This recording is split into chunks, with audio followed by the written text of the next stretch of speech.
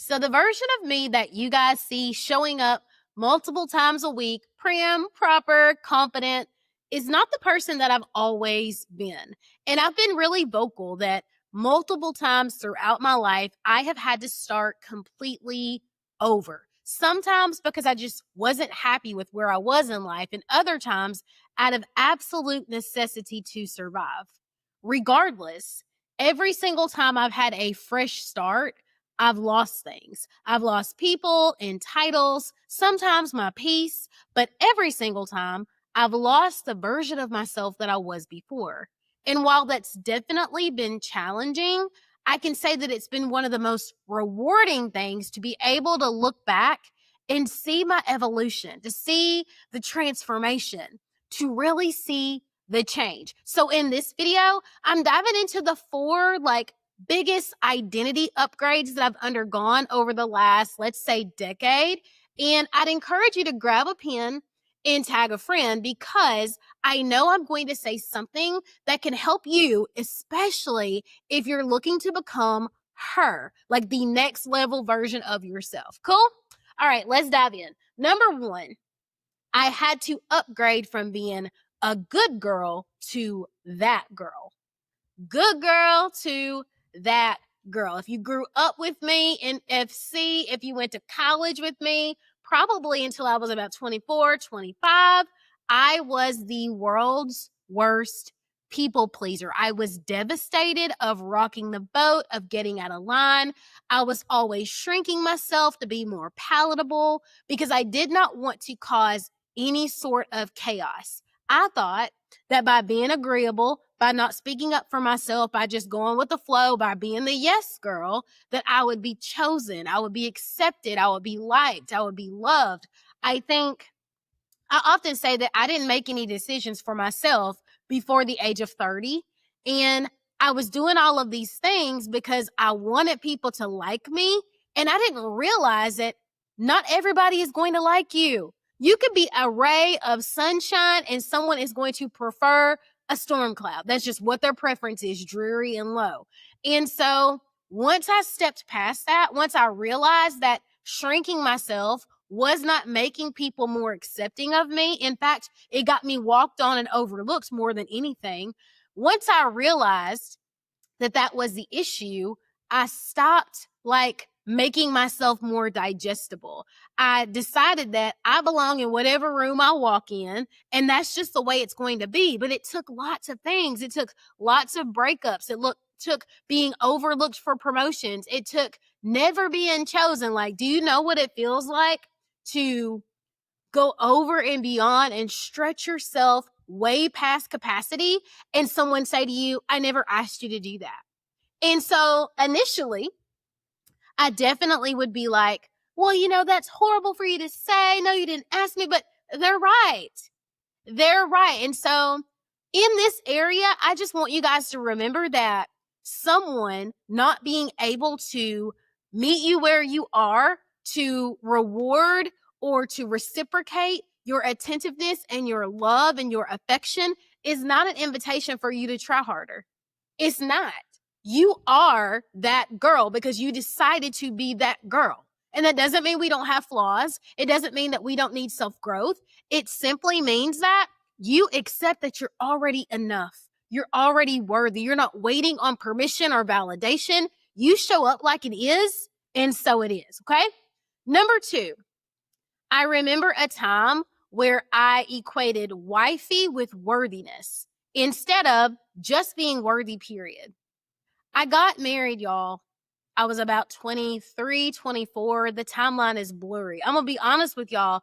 A trauma thing that we do is we block a lot of stuff out. So I got married 23, just before I turned 24. And if I'm real with you, I was too young to be getting married because my ex-husband is not a bad person. We grew up and we grew apart. And I remember feeling like my value was tied to my relationship status. And part of that comes from coming from a merry-go-round town and people constantly, well, when are you going to get married? Did he marry you? Did he marry you? Did he marry? Well, you're good enough for all of these things. And it's like, wait a minute. I'm good enough as I am. So going through a divorce at 23, no, 25, going through a divorce that age was rough. I can't even lie to you. That was rough. But it taught me very early to have a better assessment of my value. Now, did I learn the lesson right away? Heck no. Because if you've been following my story, you know I met a new man. We were together nearly 6 years and things were like rocky, but we were working it out. I extended myself financially, physically, emotionally. He got sick and I was a caretaker. Like I was doing all of these things. And so let's say we got engaged in September. We've been together 5.5, almost 6 years. In January, I'm looking at venues and he's like, "You're moving too fast." What?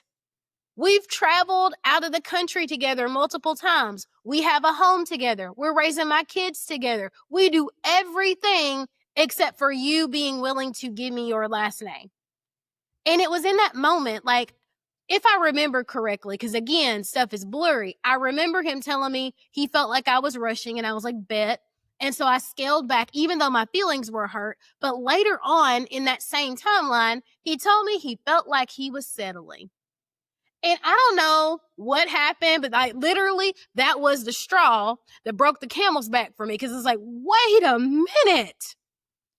I put you through school. I've nursed you back to health. I drive you everywhere you want to go. I basically paid for your book and you're settling for me? Like y'all. And I'm gonna be real because I'm not perfect. And I know at that time, I did not have the level of emotional control and femininity that I have right now, but nobody, and I do mean nobody, was about to tell me that they were settling for me. And let's be real. At that time, I thought to myself, because we do this as women, I've got the degrees, I've got the job, I take care of my kids, like my children are adopted, I'm adopted mom. Like I had like put together all of these outward expressions and hooked my worthiness to all of these accomplishments. And so in his mind, it probably wasn't the dig that I felt like it was at that time. But still, ain't nobody gonna tell me that they're settling for me because dust settles, queens don't. And that moment, I was like, yeah, no. And I picked up my self-worth from below the baseboard where it was. And I started making plans then to reconnect to myself because I'm getting off on a tangent, but self-esteem and self-worth are not the same thing. We'll talk about that in another episode. Okay. Like my self-esteem was super high because I was accomplishing all of these things, but my self-worth was really low on the totem pole. And I had to learn that love, respect, reciprocity, those are basic things in a relationship. And you're worthy of those simply because you exist. Those are not things that you have to earn. And that's baseline. Like nobody is going over beyond and beyond by simply loving and respecting you, by cherishing you. That's not over and beyond.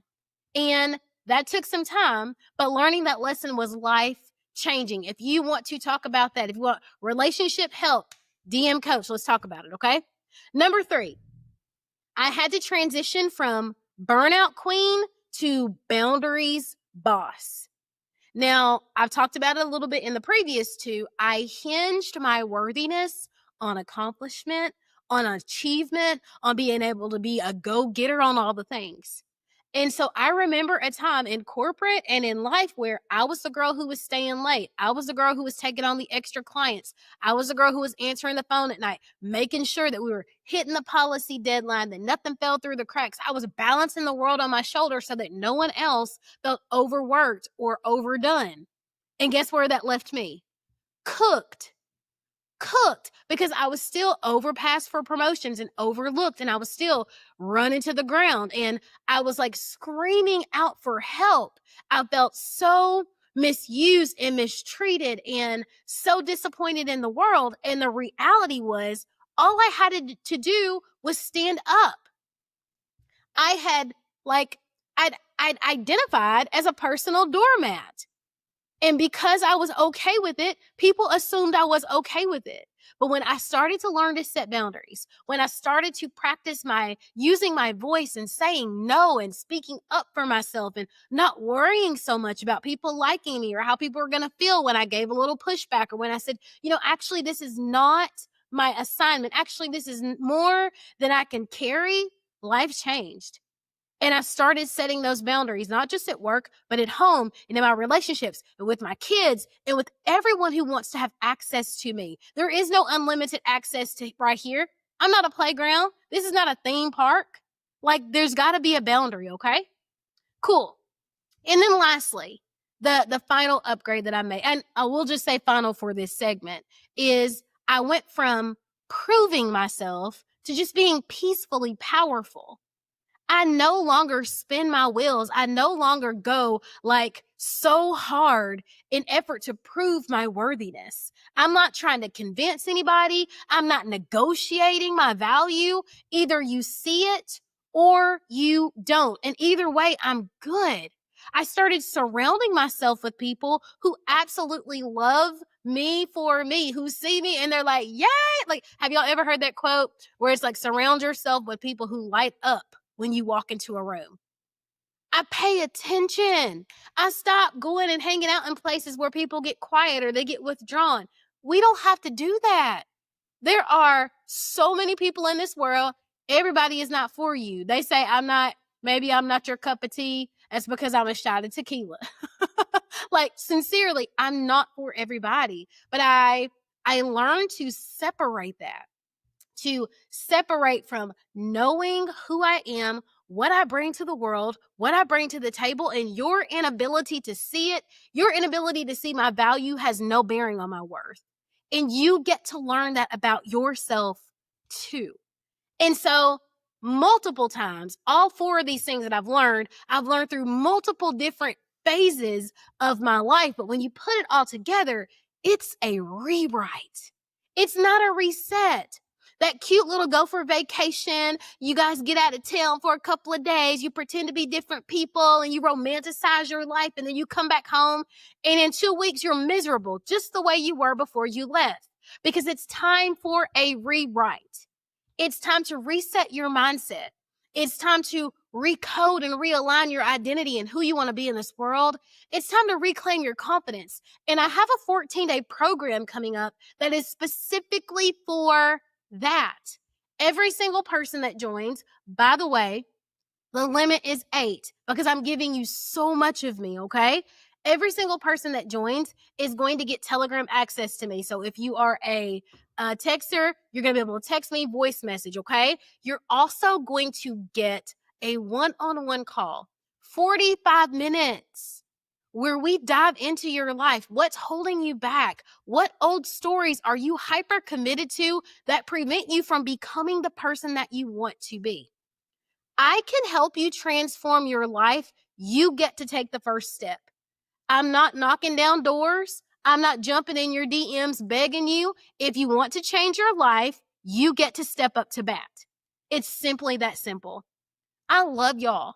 And I love being a light, a lantern, a voice in the wilderness. I have beat back the woods so that you can come down the path to a wonderful, successful, happy main character moment. Like, take center stage, but you have to come. So I'm going to drop the link for the rewrite down below. If you're ready to transform your life, if you're ready to upgrade your identity, do not sleep on this program. I love you and I want the best for you, and I cannot wait to chat with you in the next one. Y'all got me super fired up.